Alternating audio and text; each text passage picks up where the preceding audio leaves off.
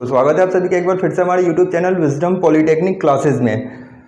जैसे कि ये 3F स्ट्रक्चर का 11th लेक्चर है और इससे पहले मैं 10 लेक्चर अपलोड कर चुके हैं और 3F स्ट्रक्चर में हमारा सेकंड यूनिट चल रहा है। तो काफ़ी बच्चे का कमेंट था कि हमारा फर्स्ट यूनिट में एक टॉपिक बाकी रह गया था कि stress due to wind pressure की वजह से स्ट्रेस हम पता करते हैं चिमनी के बेस पे, तो टॉपिक बाकी रह गया था। तो खैर आज ही हम एक इसका कंसेप्ट अपलोड किए थे यूट्यूब चैनल पे कि इसका कंसेप्ट क्या होता है stress due to wind pressure का।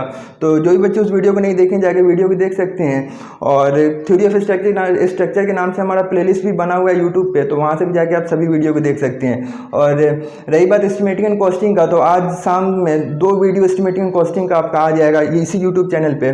तो खैर जो भी बच्चे इस चैनल पे पहली बार आ रहे हैं तो इस चैनल को सब्सक्राइब जरूर कर लीजिएगा और बेल आइकन को प्रेस कर लीजिएगा ताकि जितने भी नया अपडेट आएगा, आपके नया वीडियो आएगा, टाइम टू टाइम आपको अपडेट मिलता रहेगा। तो चलिए आज का हम स्टार्ट करते हैं न्यूमेरिकल, जो कि इसका कंसेप्ट हम पिछले लेक्चर में बात कर चुके हैं, लेक्चर नंबर 10 में। अब ये लेक्चर नंबर 11 में हम इस पे न्यूमेरिकल ड्रॉ करेंगे। और जैसे कि आपकी स्क्रीन पे नज़र आ रहा होगा कि ये न्यूमेरिकल आपके 2018 में SBT बोर्ड 5th सेमेस्टर में पूछा हुआ ये न्यूमेरिकल है। तो इस न्यूमेरिकल का सॉल्यूशन करेंगे। तो ये चिमनी क्या होता है, स्क्वायर चिमनी है। तो सबसे पहले हम बात कर लेते हैं विंड प्रेशर क्या होता है और स्क्वायर चिमनी पे कैसे लगता है। तो एज्यूम कर लीजिए कि ये हमारा चिमनी है और खासकर चिमनी जो होता है सर्कुलर में होता है, लेकिन सर्कुलर को कभी भी हम सामने से देखेंगे, फ्रंट व्यू देखेंगे तो कैसा बनता है, हमारा रेक्टेंगल बनता है। तो खैर कोई भी सेक्शन आ सकता है आपका, स्क्वायर भी आ सकता है, सर्कल भी आ सकता है आपका, रेक्टेंगल भी आ सकता है। तो अगर आपको इस प्रोसेस पता होगा तो आपको बनाने में बहुत ही ईजी होगा। और सिर्फ इसमें डाटा चेंज कर देता है और यहाँ सेक्शन चेंज कर देता है, क्वेश्चन बिल्कुल सेम रहता है। ठीक है, अगर आप एक क्वेश्चन को कंसेप्ट के साथ समझ लिए तो चाहे आपका कोई भी सेक्शन है आप खुद से ड्रॉ कर सकते हैं, खुद से न्यूमेरिकल सॉल्व कर सकते हैं। तो देखिएगा जो चिमनी क्या होता है, जनरली चिमनी जो होता है बीच से खोखला होता है क्योंकि बीच से धुआं निकल सके। चिमनी क्या होता है, बीच से धुआं निकल सकता है। तो याद रखिए कभी भी चिमनी पे आएगा तो हॉलो चिमनी आएगा, मतलब खोखला होगा। उसमें 2 डायमेंशन होगा, एक एक्सटर्नल डायमेंशन होगा, एक इंटरनल डायमेंशन होगा। ठीक है, क्योंकि बीच में जो ओपनिंग होगा वहाँ से धुआं निकल सके। तो ये हमारा जैसे क्वेश्चन में आपको नज़र आ रहा है कि ये क्या स्क्वायर चिमनी है जिसका हाइट 24 मीटर है। Clear has an opening of 1.25 into 1.25। क्या बोले हम, ये ओपनिंग है 1 ये इंटरनल डायमेंशन है ताकि यहाँ से धुआं निकल सके। ठीक है, एक्सटर्नल डायमेंशन दे रखे है इसका 2.5 इंटू 2.5। तो सबसे पहले चलिए हम इसका गिवन डाटा कर लेते हैं। और जब भी आप इसका न्यूमेरिकल सॉल्व कीजिए या कोई भी न्यूमेरिकल आप सॉल्व कीजिए तो सबसे पहले आप गिवन डाटा लिखना बहुत ज़रूरी है। अगर आप गिवन डाटा नहीं लिखते हैं तो आपका मार्क्स 2 या 3 मार्क्स आपका कट जाएगा। तो हाइट ऑफ चिमनी शॉर्ट में हम लिख रहे हैं, आपको पूरा फुल लिखना है कि हाइट ऑफ चिमनी क्या है। Height of chimney 24 metre. Clear है, और इसके अंदर जो ओपनिंग है जहाँ से धुआं निकलता है तो इसको हम बोल सकते हैं इंटरनल डायमेंशन। तो ये हो जाएगा हमारा 1.25 इंटू 1.25। ये क्या है, हमारा स्क्वायर है, ध्यान रखिएगा आप, स्क्वायर है। तो L इंटू बी सेम होगा। और इसका एक्सटर्नल डायमेंशन कितना है जो कि आपको नज़र आ रहा होगा क्वेश्चन में, एक्सटर्नल डायमेंशन है इसका 2.5 मीटर इंटू 2.5 मीटर। क्लियर है। और तो horizontal intensity of wind pressure, देखिएगा ये जो ज़मीन पे जो हमारा चिमनी रखा होता है तो उस पर क्या होता है, इस पर हॉरिजॉन्टल एक साइड पे विंड का प्रेशर लग रहा है। तो जब एक साइड पे विंड का प्रेशर लगेगा तो इसके बेस क्या करेगा, ऐसे झुकने की कोशिश करेगा चिमनी। तो वही एक तरफ का विंड प्रेशर दे रखा है WP, मतलब विंड प्रेशर 1.3 किलो न्यूटन पर मीटर स्क्वायर। और and specific weight of masonry, specific weight of masonry दे रखा है 22 किलो न्यूटन पर मीटर क्यूब। और ये स्पेसिफिक वेट क्या होता है, तो ये जो चिमनी का स्ट्रक्चर होता है कैसा होता है, हमारा कंक्रीट का होता है। तो क्या होगा, जो चिमनी जो स्ट्रक्चर होगा उसका कोई ना कोई वेट ज़रूर होगा। जब वो ज़मीन पे होगा तो उस ज़मीन पे क्या करेगा, अपना वेट प्रेस करेगा नीचे की तरफ से। तो इस पे हमारा दे रखा है स्पेसिफिक वेट दे रखा है 22 किलोन्यूटन पर मीटर क्यूब। तो इस स्पेसिफिक वेट से हम सेल्फ वेट बाई चिमनी मतलब self load by chimney, chimney के तरफ से कितना सेल्फ लोड लग रहा है ज़मीन पे वो हम निकाल लेंगे। तो कैसे निकालेंगे हम आगे डिस्कस करेंगे। तो खैर ये हमारा गिवन डाटा हो गया और इसके मदद से हम यहाँ पे क्या करेंगे, डायग्राम ड्रॉ करेंगे। और डायग्राम ड्रॉ करना बहुत ही ज़रूरी है। तो सबसे पहले हम देख लेते हैं कि जो चिमनी हमारा स्क्वायर है और ये क्या है हमारा क्रॉस सेक्शनल एरिया दे रखा है। ये क्या है हमारा दोनों इंटरनल और एक्सटर्नल क्या है, क्रॉस सेक्शन एरिया दे रखा है। तो सबसे पहले हम एक चिमनी ड्रॉ कर लेते हैं जो कि चिमनी का हाइट आपको नज़र आ रहा होगा। सबसे पहले इसका चिमनी का हाइट क्या है, 24 मीटर, 24 मीटर। क्लियर है, हाइट हो गया हमारा 24 मीटर। और इसका जो एक्सटर्नल डायमेंशन है, एक्सटर्नल डायमेंशन 2.5 मीटर है। तो इसको हम बोल सकते हैं यहाँ पे एक्सटर्नल डायमीटर 2.5 मीटर। क्लियर है, तो ये 2.5 होगा तो ये भी 2.5 होगा, बेस हो जाएगा हमारा। अगर हम ये क्या हमारा ये दे रखा है हमारा क्रॉस सेक्शनल एरिया। अगर हम ध्यान से देखिएगा, अगर इस चिमनी को यहाँ से अगर हम क्रॉस सेक्शनल एरिया कट कर देते हैं और कट करके हटा देते हैं, ये क्या है हमारा फ्रंट एलिवेशन, फ्रंट व्यू है, सामने से देख रहे हैं। जब इसको हम कट करके हटा देंगे तो कैसा नज़र आएगा। एग्जांपल हम देख लेते हैं, जैसे कि ये हमारा क्या है, चिमनी है। ये समझ लीजिए कि ये दोनों ज्वाइंट है। क्लियर है, ये चिमनी है हमारा और ये क्या है हमारा ज़मीन पर रखा हुआ है। तो ये चिमनी का जो ये वाला हाइट है 24 मीटर है, चिमनी का हाइट 24 मीटर है और इसका जो हमारा एक्सटर्नल डायमेंशन दे रखा है 2.5 मीटर, 2.5 मीटर। अगर इसको हम कट कर देते हैं, इसको अगर हम कट कर देते हैं तो क्या होगा हमारा, तो एज्यूम कर लीजिए कि अगर इसको हम यहाँ से कट कर रहे हैं और कट करने के बाद अगर हम इसको कट करके हटा दिए ऊपर का पोर्शन, अगर ऊपर से देखेंगे तो हमें ऊपर से क्या नज़र आएगा, तो ऊपर से हमें सिर्फ ये फेस नज़र आएगा। तो जब ऐसे था तो ऊपर से जब ऐसे कर रहे हैं तो हमें क्या नज़र आया, ये पोर्शन 2.5 हो गया और ये पोर्शन भी 2.5 हो गया, ये पोर्शन 2.5 हो गया। मतलब कि कहने का मतलब मेरा ये है कि टॉप व्यू में जब ऊपर से देखेंगे तो हमें हाइट नज़र नहीं आएगा। हमें मेन मकसद बताना यही था। तो चलिए इसका हम क्रॉस सेक्शनल एरिया हम ड्रॉ करते हैं। तो और एक बात और, इसका जो एक्सटर्नल डायमेंशन तो हो गया, इसका कुछ ना कुछ इंटरनल डायमेंशन भी हो गया, इंटरनल डायमेंशन भी होगा जो कि हमें नज़र नहीं आएगा। इसके अंदर इंटरनल डायमेंशन होगा जो कि हमें नज़र नहीं आएगा सामने से, और यहीं से ओपनिंग होता है जहाँ से हमारा धुआं निकलता है, इसी बीच के होल से। तो ये क्या हो जाएगा हमारा, ये साइड का जो है ये हमारा कंक्रीट का स्ट्रक्चर हो जाएगा, मतलब कंक्रीट का बना होगा। और ये बीच में क्या होगा, ओपनिंग होगा जहाँ से धुआं निकल सकता है। तो आप एज्यूम कर सकते हैं, इमेजिनेशन कर सकते हैं कि हमारा कोई चिमनी ऐसे होता है और ये बीच का जो पोर्शन होता है वो खाली होता है, वहाँ से हमारा धुआं निकलता है। और ये जो किनारे का दोनों साइड होता है ये कंक्रीट का बना होता है। तो अगर इसका क्रॉस सेक्शन हम बनाते हैं तो कुछ हमारा क्रॉस सेक्शन इस तरह से होगा, क्योंकि आपको बता दिए हैं कि टॉप व्यू में हमें हाइट नज़र नहीं आता है, टॉप व्यू में हमें सिर्फ विड्थ और इसका डेप्थ नज़र आता है। तो ये विड्थ, इसका ब्रेड्थ कितना है b, तो इसका ब्रेड्थ हमारा 2.5 मीटर है, 2.5 मीटर। और ये 2.5 है तो ये भी 2.5 हो जाएगा क्योंकि ये हमारा स्क्वायर है, और ये सब हमारा 2.5 हो जाएगा क्योंकि स्क्वायर है हमारा।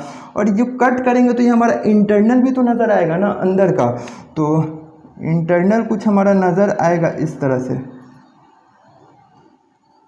क्लियर है, टॉप व्यू है। और ये इंटरनल का डायमेंशन क्रॉस सेक्शन एरिया कितना दे रहा है, 1.25 इंटू 1.25। तो इंटरनल का दे रखा है हमारा 1.25 मीटर। क्लियर है, ये 1.25 चारों तरफ, ये 1.25 है, ये भी 1.25, 1.25, 1.25 एंड 1.25 स्क्वायर है हमारा। और ये भी हमारा पूरा बाहर का जो डायमेंशन है हमारा 2.5 मीटर है। ठीक है, तो एज्यूम कर रहे होंगे कि जो हम ऊपर से देख रहे हैं तो यहीं से तो धुआं निकलता है, यही तो हमारा खाली जगह है, तो यही हमें हॉलो स्पेस है जहाँ से धुआं निकलता है।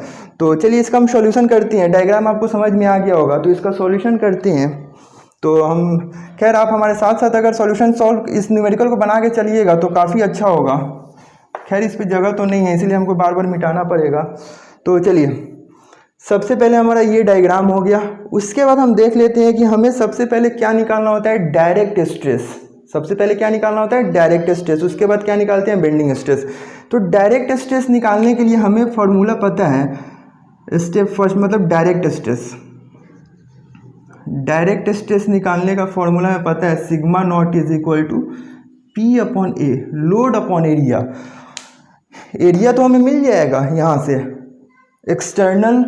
External area minus internal area, तो हमें एरिया तो मिल जाएगा, external dimension minus internal dimension कर देंगे तो हमें एरिया मिल जाएगा। लेकिन यहाँ पे चक्कर आ रहा है कि इसका लोड कितना होगा।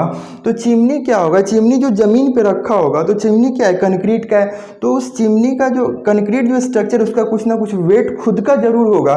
तो क्या करेगा, उस चिमनी का जो वेट होगा वो नीचे की तरफ प्रेस करेगा। तो वही हमें पता करना है कि इसका सेल्फ लोड कितना है जो नीचे की तरफ प्रेस कर रहा है। तो डायरेक्ट स्ट्रेस का लोड निकालना है हमें P, ये हमारे पास अननोन है, एरिया हमारे पास मिल जाएगा। तो इसको निकालने के लिए अब ध्यान से देखिए, कहीं ना कहीं specific weight of masonry structure दे रखा है, specific weight of masonry structure दे रखा है 22 किलो न्यूटन पर मीटर क्यूब। क्लियर है, ये जो चीज़ दे रखा है स्पेसिफिक वेट 22 किलो न्यूटन पर मीटर क्यूब। आप जानते हैं कि अगर स्पेसिफिक वेट से अगर हम इसके पूरे एरिया इनटू हाइट कर देंगे, मतलब वॉल्यूम से इनटू कर देंगे, तो हमें इसका खुद का सेल्फ वेट मिल जाएगा। तो सेल्फ वेट निकालने के लिए आपको एक छोटा सा फॉर्मूला बताते हैं, सेल्फ वेट बाई चिमनी। जब भी आपका दिया रहेगा आपका self weight, specific weight of chimney, तो हमें पहले सेल्फ वेट निकालना है इस चिमनी का। इसका क्या होता है हमारा specific weight of chimney into volume of chimney.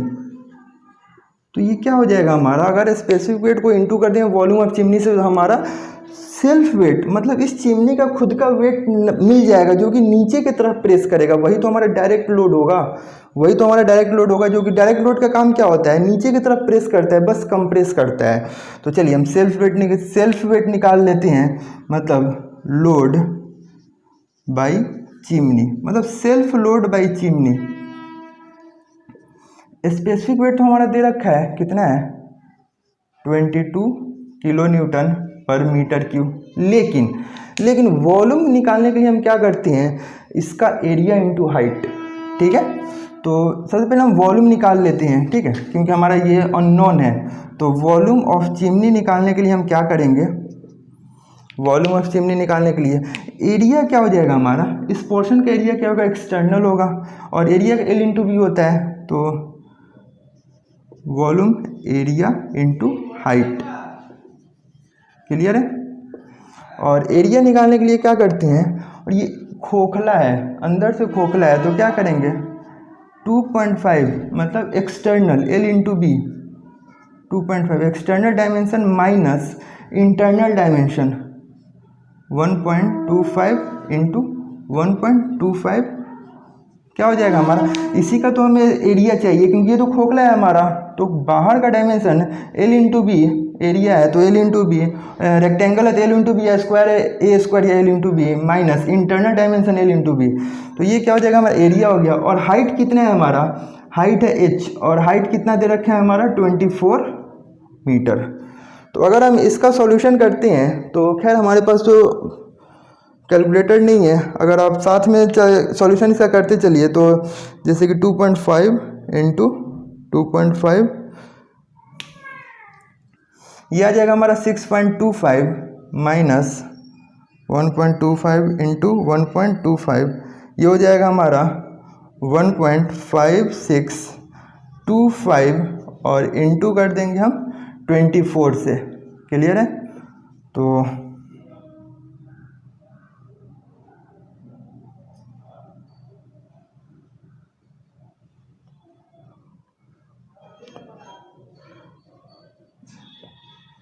तो ये क्या आ जाएगा हमारा, कुछ वॉल्यूम आ जाएगा 112.5 मीटर क्यूब। क्लियर है। तो आप इसका कैलकुलेशन करते चलिएगा, लास्ट में आप आंसर ज़रूर बताइए, क्योंकि कैलकुलेशन मिस्टेक हो सकता है, कैलकुलेटर नहीं है हमारे पास।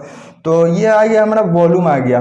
तो जब वॉल्यूम आ जाएगा हमारा, तो अगर स्पेसिफिक वेट से इंटू कर देंगे तो सेल्फ वेट बाई चिमनी निकल जाएगा। तो अगर हम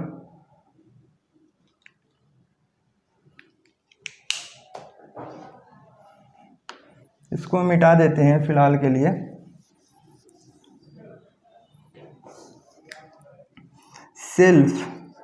सेल्फ वेट या लोड बाय चिमनी, ये क्या आ जाएगा हमारा स्पेसिफिक वेट इंटू वॉल्यूम। तो स्पेसिफिक वेट हमारा कितना दे रखा है 22 किलो न्यूटन पर मीटर क्यूब, क्लियर है। इंटू कर देंगे हम जो आया वॉल्यूम, और वॉल्यूम कितना आया इसको हम कुछ नीचे की तरफ लिखते हैं। तो सेल्फ वेट कितना है हमारा, स्पेसिफिक वेट कितना है हमारा 22 किलो न्यूटन पर मीटर क्यूब इंटू, और हमारा वॉल्यूम कितना आ गया हमारा 112.5 मीटर क्यूब। ध्यान से देखिए मीटर क्यूब से मीटर क्यूब कट जाएगा, तो हमारा क्या बचेगा 22 इंटू, तो हमारे पास कुछ 2475 किलो न्यूटन बचा, क्लियर है। और 2475 किलो न्यूटन अगर हमारे पास ये क्या मिल गया, लोड मिल गया, पी हमारे पास मिल गया। और जब हमें डायरेक्ट स्ट्रेस क्या होता है P अपॉन ए, जब हमें P मिल गया, लोड हमें मिल गया self weight by chimney by area से डिवाइड करते हैं तो हमें डायरेक्ट स्ट्रेस मिल जाएगा। तो चलिए हम उसका सॉल्यूशन करते हैं, डायरेक्ट स्ट्रेस अब निकालते हैं। तो डायरेक्ट स्ट्रेस निकालने का फॉर्मूला क्या है P अपॉन ए, और P हमारा मिल गया 2475 किलो न्यूटन डिवाइड बाई, और एरिया कितना है हमारा, तो एरिया हो जाएगा हमारा एक्सटर्नल माइनस इंटरनल डायमेंशन। तो एरिया हो जाएगा कुछ हमारे पास 2.5 इंटू 2.5 माइनस 1.25 माइनस 1.25। तो क्लियर है, एरिया हो जाएगा area of square internal external minus internal. तो यहाँ से जब हम सॉल्यूशन करेंगे तो ये क्या हो जाएगा हमारा 2475, और इसका एरिया क्या हो जाएगा हमारे पास, तो ये हो जाएगा हमारा 6.25 ये माइनस 1.5625, क्लियर है। तो अगर हम इसका सॉल्यूशन करते हैं, डायरेक्ट स्ट्रेस पता करते हैं, तो कितना हो जाएगा हमारा 2475 डिवाइड,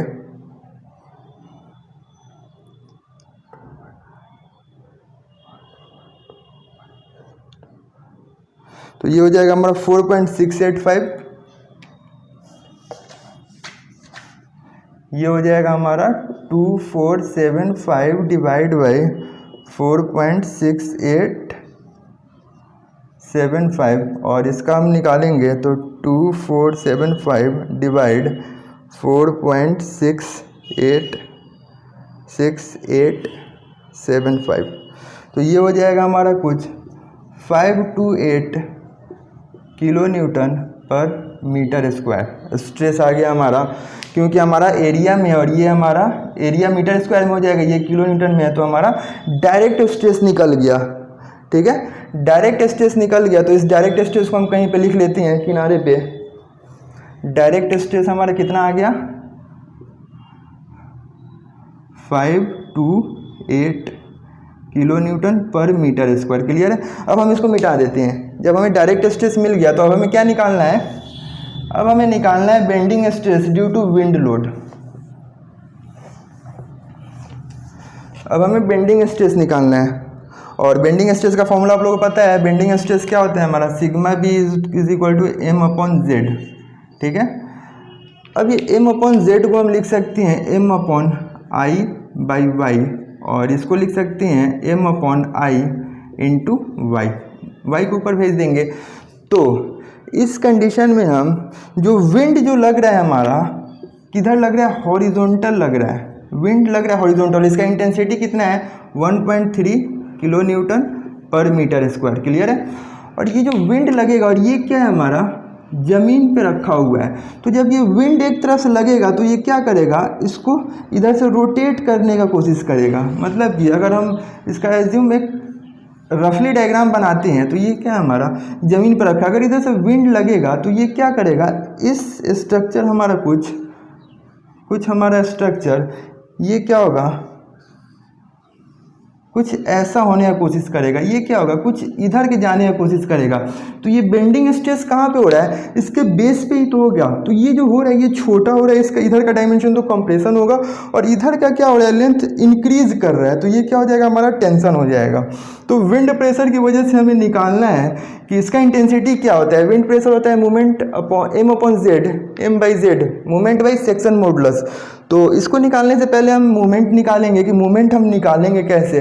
तो ध्यान से देखिए कि हमारा इंटेंसिटी ऑफ विंड प्रेशर दे रखा है 1.3 किलोमीटर पर मीटर स्क्वायर। तो एज्यूम कीजिए, अब ध्यान से आप ज़रा देखिएगा, ये चिमनी है हमारा और ये रखा हुआ है। सामने से हमें ये फेस नज़र आ रहा है, क्लियर है, सामने से। लेकिन जो विंड जो इस पे अप्लाई, जो विंड का जो हवा का जो प्रेशर इसके साइड पे लग रहा है, इसके साइड पे लग रहा है। तो जब इसके साइड पे लगेगा तो क्या करेगा, इधर रहेगा। तो हवा कहाँ लग रहा है, इसके साइड पे लग रहा है। अगर इसका साइड फेस अगर आपके सामने दिखाए तो कुछ यहाँ ऐसे नज़र आएगा। और ये साइड फेस का इसका विड्थ कितना होगा, एक्सटर्नल डायमेंशन 2.5, और इसका हाइट कितना होगा, इसका हाइट होगा 24 मीटर, जो हमारा चिमनी का हाइट है। तो अगर यहाँ दे रखा है कि 1 मीटर स्क्वायर में हमारा कितना किलो न्यूटन का फोर्स लग रहा है विंड की तरफ से, 1.3 किलो न्यूटन का। तो इस पूरे सरफेस पे हमारे पास कितना फोर्स लगेगा, विंड का कितना इंटेंसिटी होगा, तो हम पता कर सकते हैं। अगर हम इसके विंड का जो प्रेशर है, इसके विड्थ और इसके हाइट से इंटू कर देंगे तो हमें इस सरफेस पे कितना इंटेंसिटी लग रहा है वो हमें मिल जाएगा। तो चलिए हमें वही करना है। तो देखिएगा, फोर्स या फिर लोड बाय विंड, ठीक है। हमें इंटेंसिटी दे रखा है विंड का 1.1 मीटर स्क्वायर में इतना लग रहा है। तो अगर हमें इसके पूरे साइड पे अगर 1 मीटर स्क्वायर पे 1.3 लग रहा है तो इस पूरे साइड पे कितना लगेगा विंड का प्रेशर, वो हमें निकल जाएगा। इसके विड्थ और इसके हाइट से इंटू कर देंगे तो हमें इस पूरे सरफेस पे कितना इंटेंसिटी होगा, कितना प्रेशर का विंड की वजह से कितना लोड जा रहा है, कितना प्रेशर जा रहा है, हमें निकल जाएगा। तो फोर्स या लोड बाय विंड, तो ये हो जाएगा हमारे पास, तो ये हो जाएगा 1.3, जो कि इंटेंसिटी है दे रखा है 1 मीटर स्क्वायर में 1.3 किलोमीटर लग रहा है। तो अगर इसके हम विड्थ, मतलब कि अगर इसके हम विड्थ कितना है हमारा 2.5 इंटू हाइट कितना हो जाएगा हमारा, हाइट हो जाएगा हमारे पास 24, क्लियर है। तो हमें पता चल जाएगा इस पूरे साइड पे कितना फोर्स का इंटेंसिटी है। तो अगर हम इसका सॉल्यूशन करते हैं तो कुछ हमारा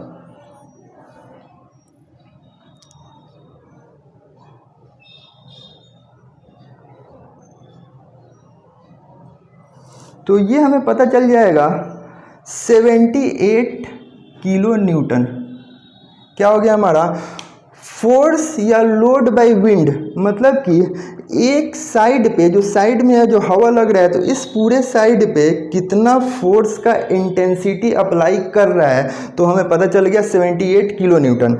और ये जो हमारा स्ट्रक्चर होता है, ये स्ट्रक्चर क्या है, इसको एज्यूम कर लेते हैं कि ये जो फोर्स अप्लाई कर रहा है इसके सेंटर पे अप्लाई कर रहा है, क्लियर है। तो अगर इसका हम सेंटर एज्यूम करते हैं, सेंटर ऑफ ग्रेविटी, तो कुछ हमारा यहाँ पे होगा, मतलब इसके हाइट h/2, मतलब जो इसका हाइट है उसके हाफ पे एक्ट करेगा, इसका सेंटर ऑफ ग्रेविटी पे एक्ट करेगा। तो ये हो गया हमारा फोर्स। और आपको पता है मूवमेंट क्या होता है, लोड इनटू डिस्टेंस। मूवमेंट क्या होता है हमारा m, लोड इनटू डिस्टेंस। और ये लोड क्या होता है, लोड हमें पता चल गया विंड का 78, लोड हमें पता चल गया। मूवमेंट क्या होता है हमारा, चलिए ध्यान से क्लियर देख लीजिएगा, मूवमेंट क्या होता है हमारा, लोड इनटू डिस्टेंस। लोड हमें पता चल गया, लोड विंड की वजह से 78 किलो न्यूटन लोड आया, क्लियर है। और ये लोड और ये इसका डिस्टेंस कहाँ से आएगा, डिस्टेंस कहाँ पे एक्ट कर रहा है हमारा, इसके हाफ पे, इसके सेंटर ऑफ ग्रेविटी पे ये 78 किलोमीटर एक्ट कर रहा है। तो इसके सेंटर ऑफ ग्रेविटी से इसके बेस का हाइट कितना, बेस का डिस्टेंस कितना होगा, तो इसका डिस्टेंस होगा h/2, मतलब h/2 क्या हो जाएगा हमारा 12। 24 को हाफ करेंगे तो 12 हो जाएगा, तो 12। तो मूवमेंट क्या हो जाएगा, ये हो जाएगा हमारा मीटर में। तो अगर इसको हम सॉल्यूशन करते हैं 78 × 12, तो ये हो जाएगा हमारा 936 किलो न्यूटन मीटर हो जाएगा। तो ये क्या आ जाएगा हमारा, बेंडिंग मोमेंट आ गया। ये क्या हो गया हमारा, बेंडिंग मोमेंट आ गया। अब हमें क्या निकालना है, सेक्शन मॉडुलस निकालना है, z निकालना है। तो फिलहाल इसको हम मिटा देते हैं, ये जो हम निकाले हैं इसको। तो चलिए, ये जो सेक्शन मॉडुलस होता है, सेक्शन मॉडुलस का फॉर्मूला z, ये हमें मूवमेंट पता चल गया, मूवमेंट 936 किलोमीटर पर मीटर आ गया। अब सेक्शन मॉडुलस क्या होता है, I/y। जैसा कि आप जानते हैं ये हमारा x है और ये हमारा y एक्सिस है, क्लियर है। तो ये क्या है, स्क्वायर है, तो स्क्वायर ये हमारा हो जाता है b ब्रेड्थ होता है, और ये क्या होता है हमारा d डेप्थ हो जाता है, क्लियर है। तो याद रखिए, स्क्वायर में अगर आप x एक्सिस के अबाउट मोमेंट ऑफ इनर्शिया निकालेंगे तब भी सेम आएगा, और अगर moment of inertia y axis के अबाउट निकालेंगे तब भी सेम आएगा। तो आप कोई भी, तो ये जो कट कर रहा है किसके अबाउट निकालेंगे, y एक्सिस के अबाउट निकालेंगे, क्योंकि हमारा हॉरिजॉन्टली कट कर रहा है। तो I क्या हो जाएगा हमारा, I/y। और ध्यान रखिएगा, अगर हम y एक्सिस के अबाउट मोमेंट ऑफ इनर्शिया निकालते हैं तो जो कट करता है तो उसका क्या कट कर रहा है, हमारा हॉरिजॉन्टल एक्सिस कट कर रहा है, मतलब b कट कर रहा है। तो b क्या हो जाता है, हाफ होता है b/2 और b/2, क्लियर है। तो b/2 कर देंगे, तो यहाँ पे अगर y एक्सिस के अबाउट मोमेंट ऑफ इनर्शिया निकाल रहे हैं तो यहाँ पे y क्या हो जाएगा, y बार हो जाएगा x बार। तो यहाँ से अब हम निकालेंगे moment of inertia about y axis. तो y एक्सिस के लिए हो जाएगा आपका, इसमें BDQ/12 निकालिए या फिर DBQ/12, आंसर दोनों सेम आएगा। तो अगर हम y एक्सिस का अबाउट निकाल रहे हैं तो y एक्सिस क्या होता है, DBQ/12। तो यहाँ पे क्या एक्सटर्नल डायमेंशन भी है, इंटरनल डायमेंशन भी है। तो यहाँ पे हम लिख सकते हैं moment of inertia about y axis capital D DBQ/12 minus, इसको लिखते हैं b/12, क्लियर है। तो ये तो आ गया हमारा I/y moment of inertia about x axis. और ये जो हमारा x बार क्या होगा, x बार यही तो डिस्टेंस, हॉरिजॉन्टल डिस्टेंस, और इसका हाफ लेते हैं तो ये क्या हो जाएगा हमारा b/2, क्योंकि बाहर का हमारा कैपिटल B है और अंदर का स्मॉल b है। तो बाहर का कैपिटल D है तो अंदर का स्मॉल d है, क्लियर है। तो ये हमारा क्या हो जाएगा b/2, कैपिटल B है बाहर का। जब इसका हम सॉल्यूशन करेंगे तो सॉल्यूशन करने के बाद यहाँ से हम कुछ कॉमन निकाल सकते हैं, 1/12। तो ये हमारा हो जाएगा DBQ माइनस DBQ, क्लियर है। और b/2 इसका सब हम थ्योरी ऑफ स्ट्रक्चर के सेकंड लेक्चर में हम डिस्कस कर चुके हैं कि कैसे हम सेक्शन मॉडुलस निकालते हैं। तो जब ये निकल जाएगा तो इसको जब हम ऊपर भेजेंगे तो ये क्या हो जाएगा, 2 से कट जाएगा। तो इसको हम ऊपर सॉल्यूशन कर लेते हैं। तो खैर हमारे पास मोमेंट निकल चुका है, और ये मोमेंट कितना है 936।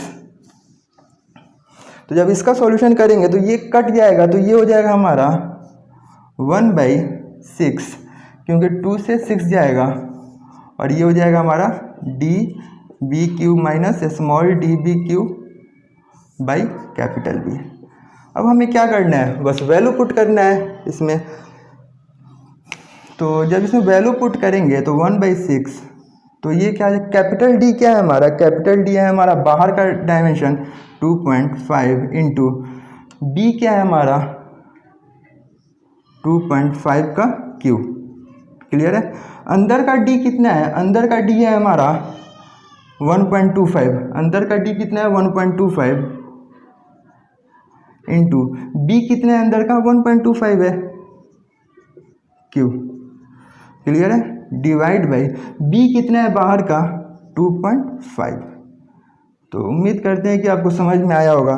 चलिए ये मूवमेंट हमारा निकला है तो मूवमेंट को यहाँ लिख लगते हैं 936 किलो न्यूटन मीटर। ये मूवमेंट का हमारा निकला था। तो बस अब हमें क्या करना है, इस z का वैल्यू निकाल लेना है। m बाई बेंडिंग स्ट्रेस क्या होता है, m बाई जेड। हमें m मिल चुका है, अब हमें z का वैल्यू निकालना है। तो z का वैल्यू क्या हो जाएगा हमारा, जब इसका सॉल्यूशन करेंगे तो हमारा कुछ वैल्यू आ जाएगा 2.441 मीटर क्यूब। और ये मीटर क्यों आया, तो मोमेंट ऑफ इनर्शिया क्या होता है हमारा मीटर 4, और इसके नीचे विड्थ कितना है भी हमारा मीटर में होगा, तो 1 मीटर से ये कट गया तो हमारा ये आ गया सेक्शन मॉडुलस आ गया हमारे पास 2.441।